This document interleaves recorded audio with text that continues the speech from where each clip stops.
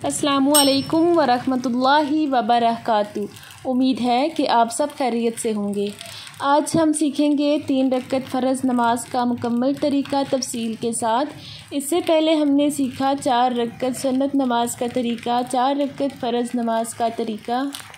सुन्नत नमाज की 4 रकअतों में हर रकअत में सूरह फ़ातिहा के बाद सूरत मिलानी होती है। चाहे सूरह इखलास पढ़ें या कुरान पाक की कोई भी सूरत जो आपको याद हो वो पढ़ें। हर रकअत में सूरह फ़ातिहा के बाद कोई सूरत पढ़नी होती है। और 4 रकअत फ़र्ज़ में पहली 2 रकअतों में सूरह फ़ातिहा के बाद सूरत पढ़नी होती है। सूरह फ़ातिहा के सूरह इखलास पढ़ें या कोई भी कुरान पाक की सूरत 2 रकअतों में पढ़नी होती है।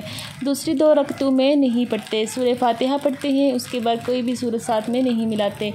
फ़र्ज़ नमाज में 3 रकअत वाली 2 नमाज़ें हैं। 3 रकअत फ़र्ज़ मगरिब के, 3 रकअत वितर इशा में हैं और दोनों का तरीक़ा अलग अलग है। तरीक़ा एक है लेकिन बीच में थोड़ा बहुत फ़र्क है जो कि हम अलग-अलग बात करेंगे दोनों पर। आज हम 3 रकअत फ़र्ज़ पर बात करेंगे और 3 रकअत फ़र्ज़ नमाज़ पढ़ने का तरीक़ा सीखेंगे।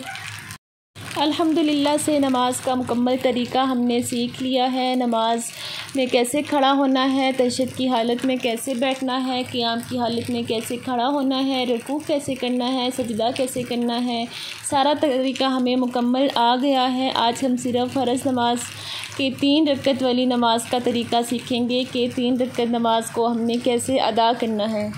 बिस्मिल्लाहिर्रहमानिर्रहीम। सबसे पहले हम नमाज की नियत करेंगे। 3 रकअत फ़र्ज़ नमाज की नियत करेंगे। दोनों हाथों को सीने पर बांध कर सीधे खड़े हो जाएंगे। क़ियाम की हालत में सनाह पढ़ेंगे, सूरह फ़ातिहा पढ़ेंगे। सूरह फ़ातिहा के बाद सूरह इखलास पढ़ेंगे या सूरह इखलास अगर नहीं पढ़ रहे, कुरान पाक की कोई भी सूरत अगर आपको याद है, कोई भी सूरत हम पढ़ सकते हैं। सूरह इखलास भी पढ़ सकते हैं और भी कोई सूरत याद है तो वो पढ़ सकते हैं।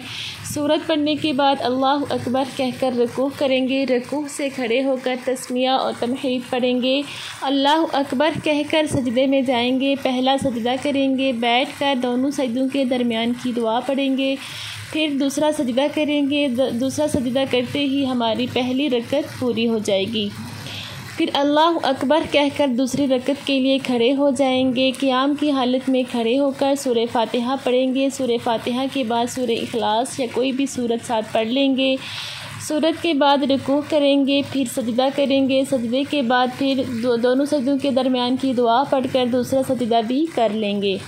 दूसरा सजदा करने के बाद तशहद की हालत में बैठ जाएंगे और तशहद यानी अत्ताहियातु लिल्लाहि पढ़ लेंगे। मुकम्मल पढ़ने के बाद दाएं हाथ के अंगूठे के साथ वाली उंगली बुलंद करते हुए अशहदु अल्ला इलाहा इल्लल्लाहु व अशहदु अन्ना मुहम्मदन अब्दुहु व रसूलुहु पढ़ेंगे और यहाँ तक हमारी दूसरी रकअत भी पूरी हो जाएगी।